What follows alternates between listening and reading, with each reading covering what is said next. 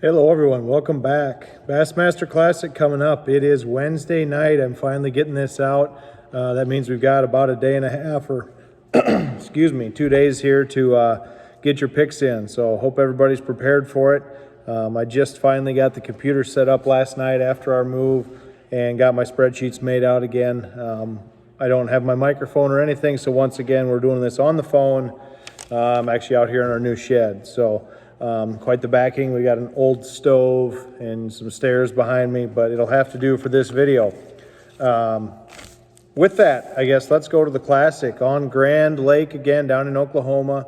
We were here in 16 and also in 13 for the Classic.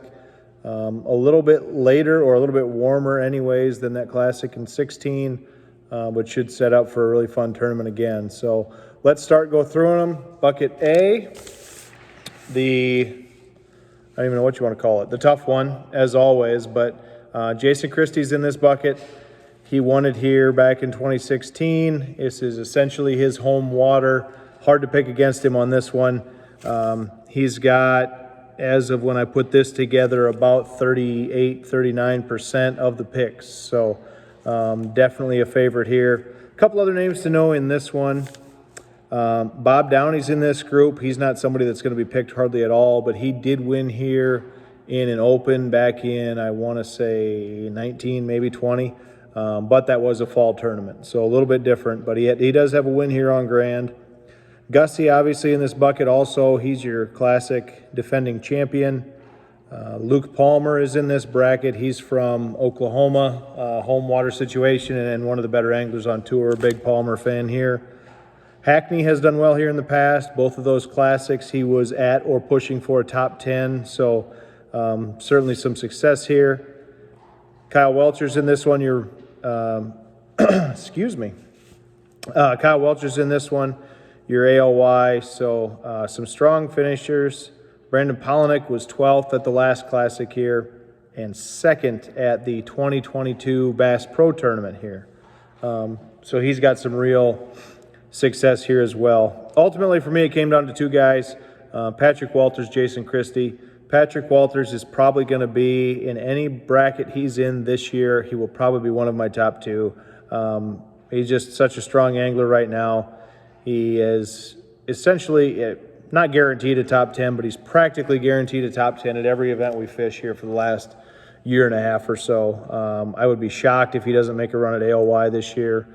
Really thought he could do it last year, and he had that stumble. I can't remember which tournament it was, but he had one tournament last year. He just really struggled, probably when I picked him in. But ultimately, I really thought about Walters. It came down, and I ended up picking Christie in this one. He's got the two top 10s in the Classics, like we say, home water. He did stumble here at the 2018 Elite Series, so it's not a lock by any means that he's going to do really well in this one, but oh yeah, did I say Christie won the Classic here? That was the one he lost to Evers. I was down at that Classic, and he led it for a couple days, lost to Evers. He won his Classic on Hartwell, which somewhat of a similar water, but a different tournament that Christie won. So my apologies if I screwed that up. Jumping into Bucket B. This one was a little tougher for me, not because, in Bucket A we had those real high-end guys. This one I feel like there's a lot of guys that are really similar. I guess just to run through them, Brock Mosley has done well here in the past. He was 26th in 2018 here. Stetson Blaylock has a history of doing well here. John Cox has done well. He was 4th here in 2019 at the Tackle Warehouse Pro Series tournament. Chris and Corey Johnston are in this one. I talk about it every time I talk about them. Huge Johnston Brothers fans. One of them is going to do well here. One of them is going to do well in the Classic. Wouldn't shock me if one of them won it even. Kenta Kaimura is in this one. I actually had him picked for a while. I ended up changing my pick, but strong option there. Milliken's in this one. He's highly picked. All the MFers picking him, but with good reason. Strong angler. Going to probably do well in this one. I tend to stay away from rookies in the Classic when I can.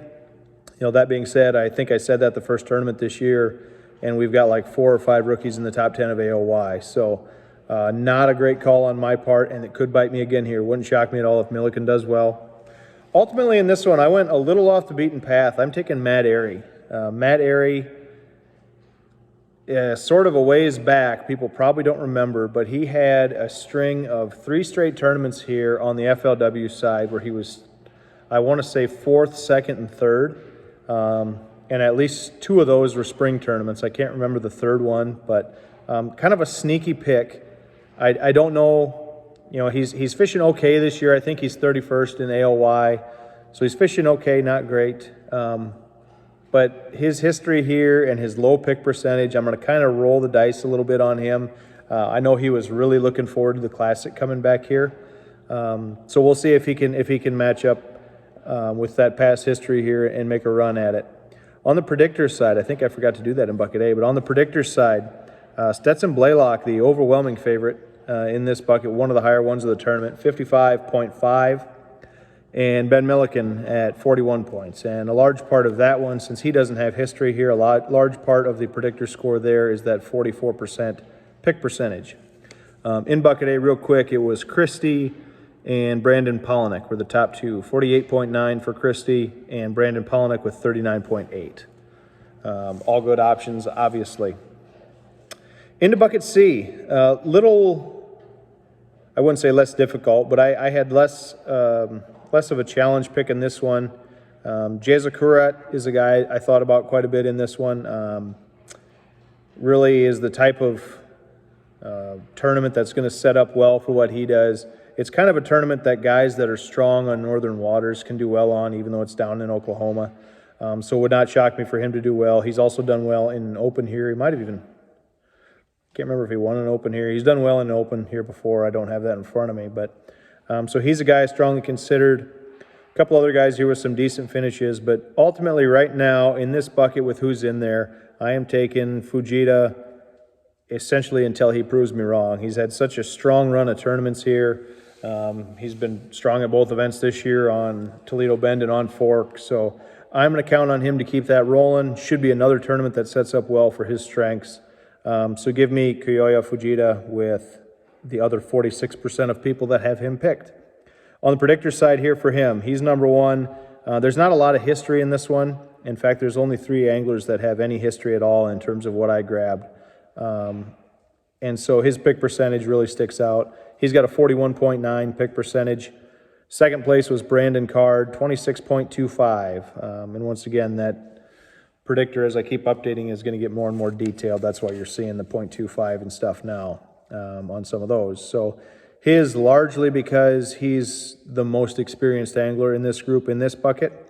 He's got a 39th and a 27th the past 2 classics here. So not great finishes, but he's really the only one with any experience other than like Poroznik's got 2 tournaments. Everybody else, the most is 1. So we'll see how Bucket C plays out. Into Bucket D. An interesting one. You've got a couple guys here. I guess before I jump into them, a real kind of outlier looking one. Paul Mueller was 8th here in 2018 and only has, oh boy, let me see, 2.4%.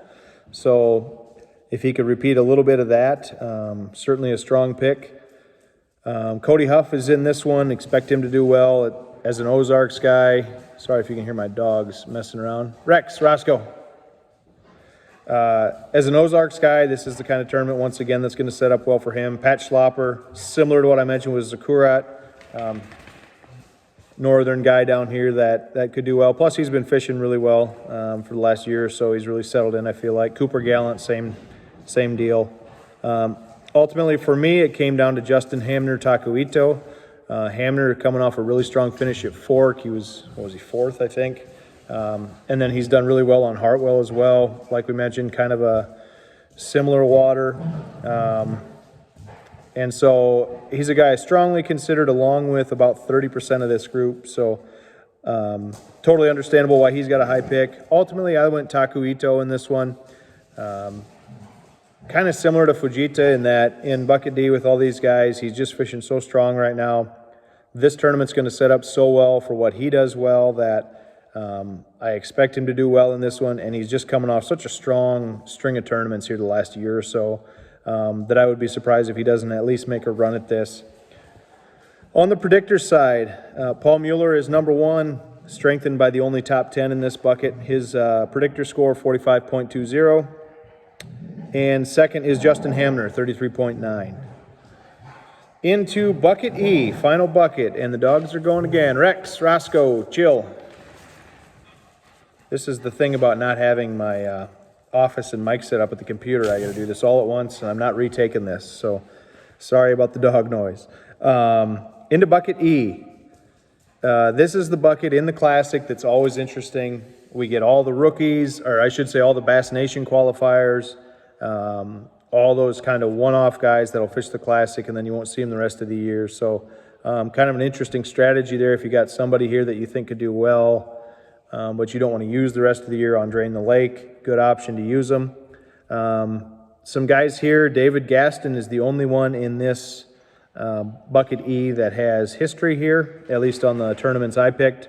The last 5, the 2 Classics, 2018 Elite Series, 2022 Bass Pro Tour, and 2019 Tackle Warehouse Pro Series, so the ones I grabbed. And so he's the only one out of anybody in this bucket that has any history, although he was 161st here in 2019, so not great. Ultimately for me, I did look at like an Eastern Fothergill out of Minnesota, similar to what we talked about with Zakurat, the northern guy. This kind of water kind of sets up for them. But Kyle Patrick, Tyler Williams, the 2 guys I looked at, both fishing really, really well right now.